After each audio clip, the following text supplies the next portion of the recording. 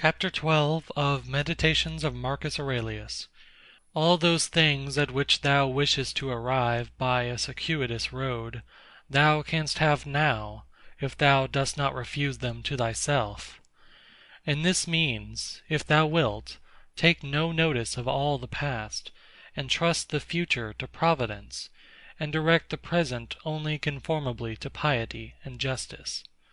Conformably to piety, that thou mayest be content with the lot which is assigned to thee, for nature designed it for thee, and thee for it. Conformably to justice, that thou mayest always speak the truth freely and without disguise, and do the things which are agreeable to law and according to the worth of each. And let neither another man's wickedness hinder thee, nor opinion, nor voice, nor yet the sensations of the poor flesh which has grown about thee, for the passive part will look to this. If then, whatever the time may be when thou shalt be near to thy departure, neglecting everything else, thou shalt respect only thy ruling faculty, and the divinity within thee, and if thou shalt be afraid, not because thou must sometimes cease to live, but if thou shalt fear never to have begun to live according to nature, then thou wilt be a man worthy of the universe which has produced thee, and thou wilt cease to be a stranger in thy native land, and to wonder at things which happen daily as if they were something unexpected, and to be dependent on this or that. God sees the minds of all men bared of the material vesture and rind and impurities. For with his intellectual part alone, he touches the intelligence only which has flowed and been derived from himself into these bodies.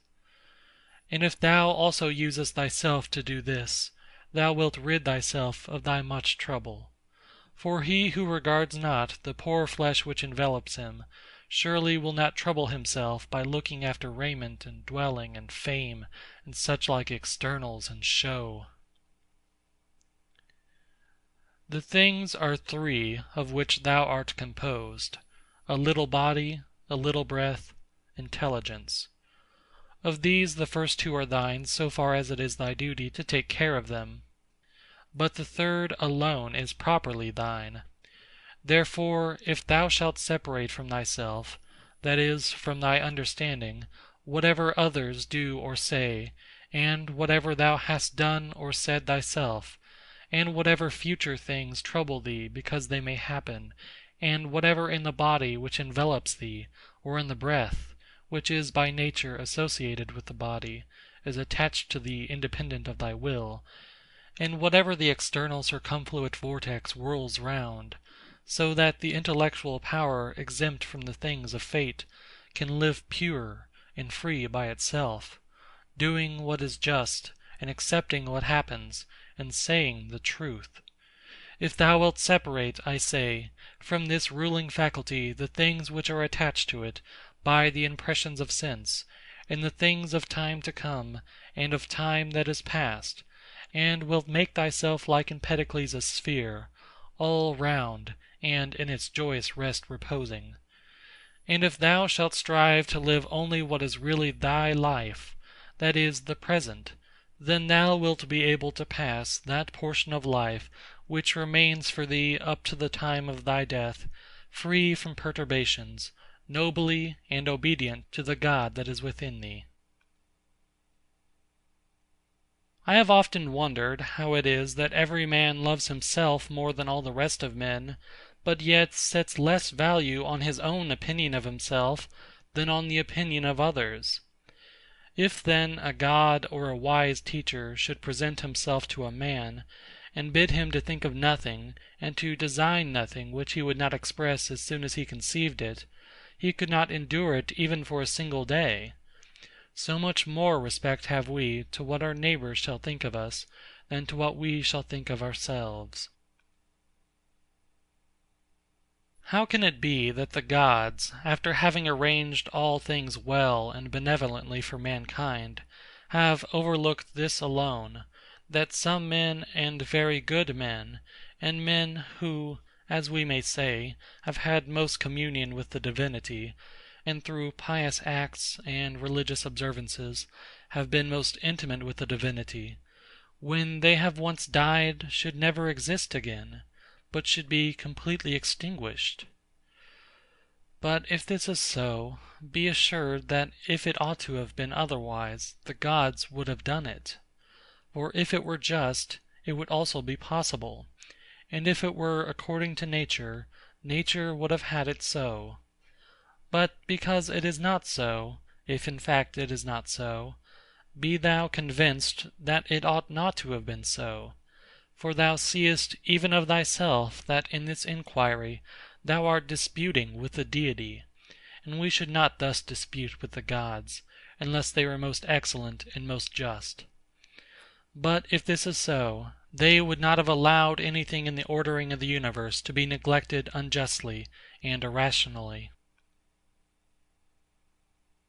Practice thyself even in the things which thou despairest of accomplishing.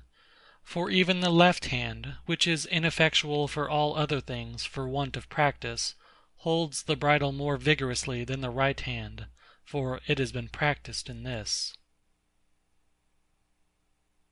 Consider in what condition, both in body and soul, a man should be when he is overtaken by death. And consider the shortness of life, the boundless abyss of time, past and future, the feebleness of all matter. Contemplate the formative principles of things bare of their coverings, the purposes of actions. Consider what pain is, what pleasure is, and death, and fame. Who is to himself the cause of his uneasiness, how no man is hindered by another, that everything is opinion. In the application of thy principles, thou must be like the Pancratiast, not like the gladiator. For the gladiator lets fall the sword which he uses, and is killed, but the other always has his hand, and needs to do nothing else than use it. See what things are in themselves, dividing them into matter, form, and purpose. What a power man has to do nothing except what God will approve, and to accept all that God may give him. With respect to that which happens conformably to nature, we ought to blame neither gods, for they do nothing wrong either voluntarily or involuntarily, nor men, for they do nothing wrong except involuntarily. Consequently, we should blame nobody. How ridiculous and what a stranger he is who is surprised at anything which happens in life. Either there is a fatal necessity and invincible order, or a kind providence, or a confusion without a purpose and without a director. If then there is an invincible necessity, why dost thou resist? But if there is a providence which allows itself to be propitiated, make thyself worthy of the help of the divinity. But if there is a confusion without a governor, be content that in such a tempest thou hast in thyself a certain ruling intelligence. And even if the tempest carry thee away, let it carry away the poor flesh, the poor breath, everything else, for the intelligence at least it will not carry away. Does the light of the lamp shine without losing its splendor until it is extinguished? And shall the truth which is in thee, and justice, and temperance, be extinguished before thy death? When a man has presented the appearance of having done wrong, say, how then do I know if this is a wrongful act? And even if he has done wrong, how do I know that he has not condemned himself? And so this is like tearing his own face. Consider that he who would not have the bad man do wrong is like the man who would not have the fig tree to bear juice in the figs, and infants to cry, and the horse to neigh, and whatever else must of necessity be. For what must a man do who has such a character? If then thou art irritable, cure this man's disposition. If it is not right, do not do it. If it is not true, do not say it. In everything, always observe what the thing is which produces for thee an appearance, and resolve it by dividing it into the formal, the material, the purpose, and the time within which it must end.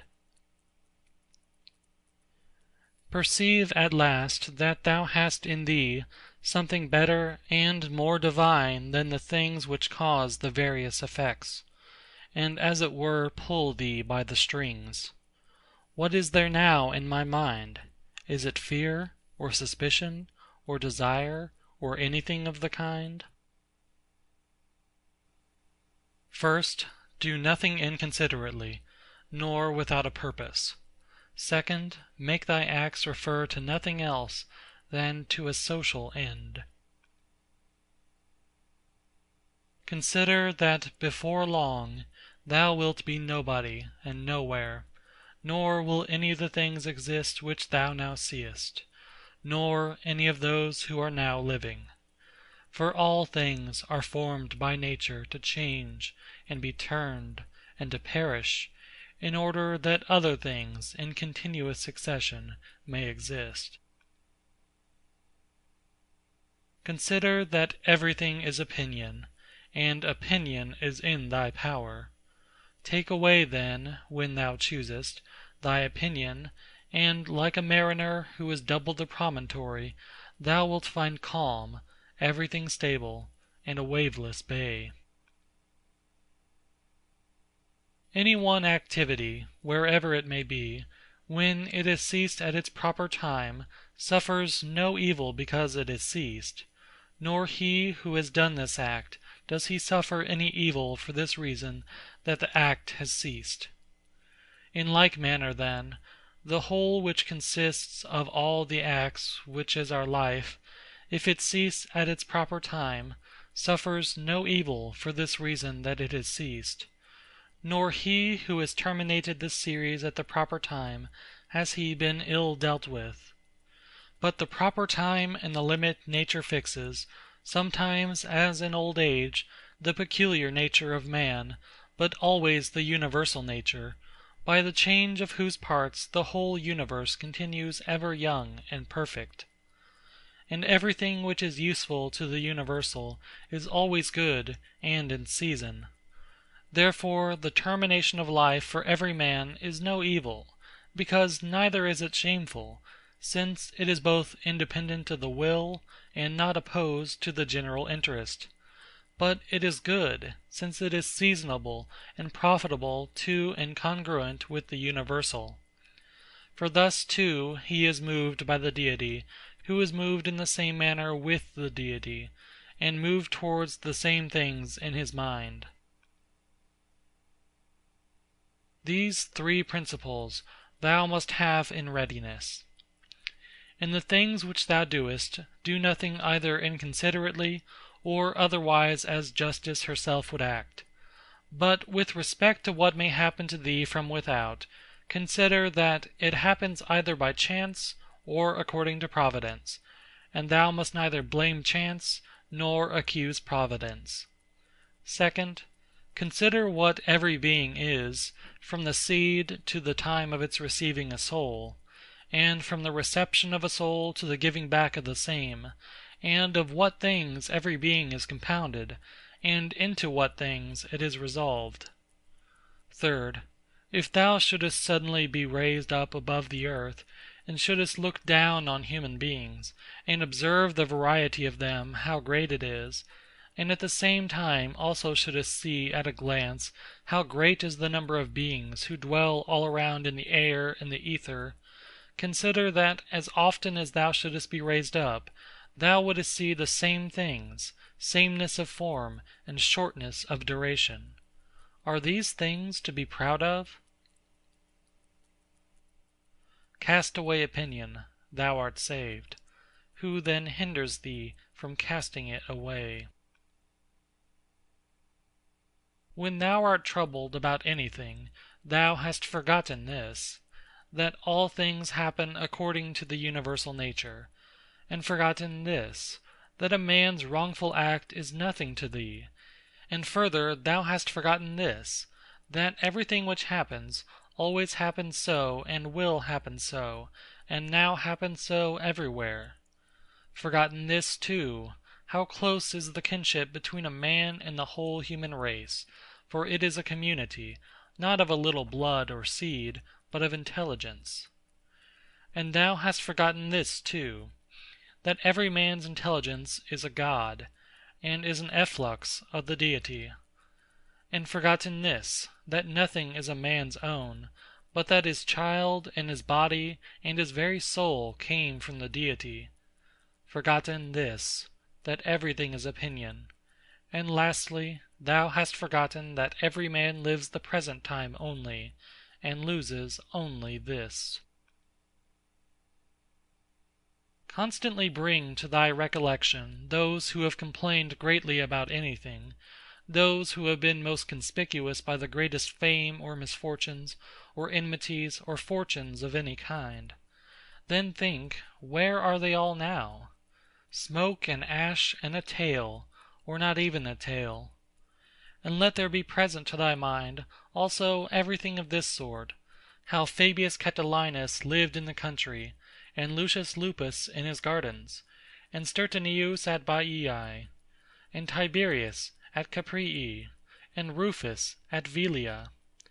And, in fine, think of the eager pursuit of anything conjoined with pride, and how worthless everything is after which men violently strain, and how much more philosophical it is for a man in the opportunities presented to him to show himself just, temperate, obedient to the gods, and to do this with all simplicity; for the pride which is proud of its want of pride is the most intolerable of all. To those who ask, where hast thou seen the gods, or how dost thou comprehend that they exist, and so worshippest them? I answer, in the first place, they may be seen even with the eyes; in the second place, neither have I seen even my own soul, and yet I honor it. Thus then, with respect to the gods, from what I constantly experience of their power, from this I comprehend that they exist, and I venerate them. The safety of life is this: to examine everything all through, what it is itself, what is its material, what the formal part, with all thy soul to do justice and to say the truth. What remains except to enjoy life by joining one good thing to another, so as not to leave even the smallest intervals between? There is one light of the sun, though it is interrupted by walls, mountains, and other things infinite. There is one common substance, though it is distributed among countless bodies which have their several qualities. There is one soul, though it is distributed among infinite natures and individual circumscriptions. There is one intelligent soul, though it seems to be divided. Now, in the things which have been mentioned, all the other parts, such as those which are air and matter, are without sensation, and have no fellowship, and yet even these parts the intelligent principle holds together, and the gravitation towards the same. But intellect in a peculiar manner tends to that which is of the same kin, and combines with it, and the feeling for communion is not interrupted. What dost thou wish? To continue to exist? Well, dost thou wish to have sensation, movement, growth, and then again to cease to grow, to use thy speech, to think? What is there of all these things which seems to thee worth desiring? But if it is easy to set little value on all these things, turn to that which remains, which is to follow reason and God. But it is inconsistent with honoring reason and God to be troubled, because by death a man will be deprived of the other things. How small a part of the boundless and unfathomable time is assigned to every man! for it is very soon swallowed up in the eternal. And how small a part of the whole substance, and how small a part of the universal soul, and on what a small clod of the whole earth thou creepest! Reflecting on all this, consider nothing to be great, except to act as thy nature leads thee, and to endure that which the common nature brings. How does the ruling faculty make use of itself? For all lies in this. But everything else, whether it is in the power of thy will or not, is only lifeless ashes and smoke. This reflection is most adapted to move us to contempt of death, that even those who think pleasure to be a good, and pain an evil, still have despised it. The man to whom that only is good which comes in due season, and to whom it is the same thing whether he has done more or fewer acts conformable to right reason, and to whom it makes no difference whether he contemplates the world for a longer or a shorter time, for this man neither is death a terrible thing. Man, thou hast been a citizen in this great state, the world. What difference does it make to thee, whether for 5 years or 3? For that which is conformable to the laws is just for all. Where is the hardship then, if no tyrant, nor yet an unjust judge, sends thee away from the state, but nature who brought thee into it? The same as if a praetor who has employed an actor dismisses him from the stage. But I have not finished the 5 acts, but only 3 of them. Thou sayest well, but in life the 3 acts are the whole drama. For what shall be a complete drama is determined by him who was once the cause of its composition, and now of its dissolution. But thou art the cause of neither. Depart then, satisfied, for he also who releases thee is satisfied. End of chapter 12.